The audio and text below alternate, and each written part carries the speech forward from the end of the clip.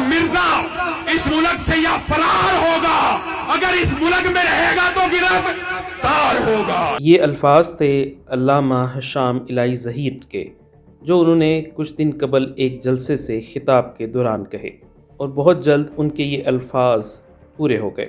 25 اگست 2025 کو انجینئر محمد علی مرزا کو جہلم پولیس نے حراست میں لے لیا، لیکن ان کی گرفتاری ایک معمہ بنی ہوئی ہے۔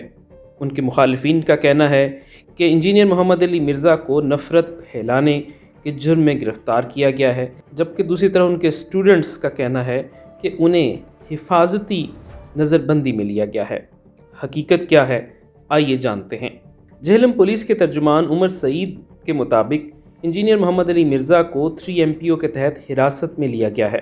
پولیس ترجمان نے BBC کے ساتھ وہ درخواست بھی شیئر کی جس کی بنیاد پر انجینئر محمد علی مرزا کو حراست میں لینے کا فیصلہ کیا گیا ہے۔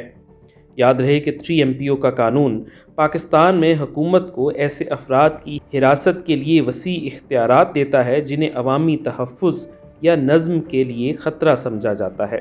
یہ قانون ایک طے شدہ مدت کے لیے کسی بھی شخص کی گرفتاری اور نظر بندی کی اجازت دیتا ہے، جسے بڑھایا جا سکتا ہے، تاہم یہ حراست ایک وقت میں لگاتار 6 ماہ سے زیادہ نہیں ہو سکتی۔ تاہم 3 ماہ سے زیادہ طویل حراست کے لیے عدالتی نگرانی کی ضرورت ہوتی ہے۔ جہلم پولیس کے ترجمان کے مطابق انتظامیہ نے یہ فیصلہ اس درخواست کی بنیاد پر کیا جو ڈسٹرکٹ پولیس آفیسر جہلم کے نام تحریر کی گئی ہے۔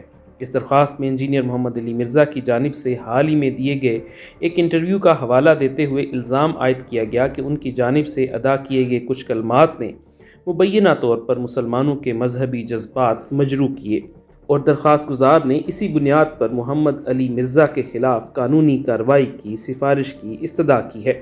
جہلم کے deputy superintendent police Chaudhry Shahbaz نے BBC اردو کو بتایا کہ انجینئر محمد علی مرزا کو انہوں نے ہی رات گئے حراست میں لیا تھا، اور وہ اس وقت 30 روز کے لیے ڈسٹرکٹ جیل جہلم میں نظر بند ہیں۔ شہباز ہنجرا کے مطابق حراست میں لیے جانے کے وقت ان پر لگائے گئے الزامات کے بارے میں آگاہ کیا گیا تھا اور حالات کی سنگینی کے بارے میں بھی بتا دیا گیا تھا۔ Deputy superintendent police Chaudhry Shahbaz کے مطابق ڈسٹرکٹ جیل میں ان سے ان کے وکلاء اور اہل خانہ کے سوا کوئی اور ملاقات نہیں کر سکتا، کیونکہ یہ ایک حساس مذہبی معاملہ ہے اور انسانی جان کی حفاظت ہمارے لیے سب سے اہم ہے۔ انہوں نے مزید بتایا کہ 3 MPO کے تحت نظر بندی پولیس اور ضلع انتظامیہ کا فوری اقدام تھا۔ انہوں نے کہا کہ متنازع مذہبی بیان کا یہ معاملہ ابھی زیر تفتیش ہے، اور اگر محمد علی مرزا تفتیش میں قصوروار پائے گئے تو ان کے خلاف مقدمہ بھی درج کیا جا سکتا ہے۔ ڈپٹی کمشنر جہلم کی جانب سے جاری حکم نامے میں کہا گیا ہے کہ DPO جہلم کی جانب سے آگاہ کیا گیا کہ انجینئر محمد علی مرزا عوامی تحفظ اور امن و امان کی صورتحال کی خرابی کا باعث بن رہے ہیں۔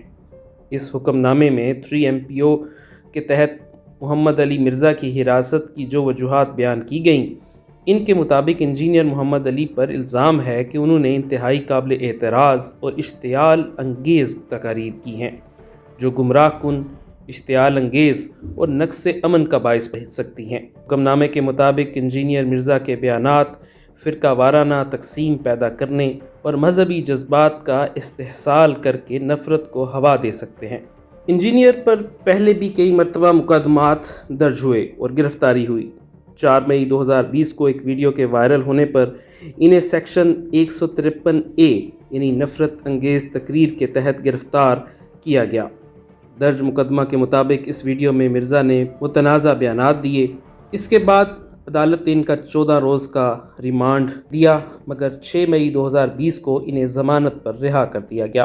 8 اپریل 2023 کو ایک FIR میں انجینئر پر سیکشن 295C کے تحت مقدمہ درج کیا گیا۔ مدعی کے مطابق مرزا نے نبی صلی اللہ علیہ وسلم کی شان میں گستاخی کرنے، قرآن کی بے ادبی کرنے جیسے الزامات عائد کیے۔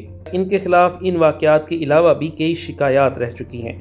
تفتیشی حکام کے مطابق مرزا کی سوشل میڈیا ویڈیوز میں صحابہ اور دیگر علماء کی توہین کے متعدد مناظرات ہیں۔ مقامی صحافی بتاتے ہیں کہ ان کے خلاف شکایات اس وقت عروج پر پہنچیں جب انہوں نے مختلف فرقوں اور علماء کے خلاف متنازع بیانات دینا شروع کیے۔ شکوہ ہے کہ انہوں نے چند ویڈیو پیغامات میں کابرین کی شان میں گستاخانہ الفاظ استعمال کیے اور فرقہ وارانہ بیانات دیے۔ پولیس کے اعلیٰ افسر چودھری افضل کے مطابق شہریوں نے متعدد بار شکایت کی کہ مرزا صحابہ اور اولیاء کی توہین کرتا ہے اور 2 معروف مذہبی رہنماؤں کے قتل پر اکسانے والی ویڈیوز پیش کی گئیں تو بالآخر انہیں گرفتاری کا حکم ملا۔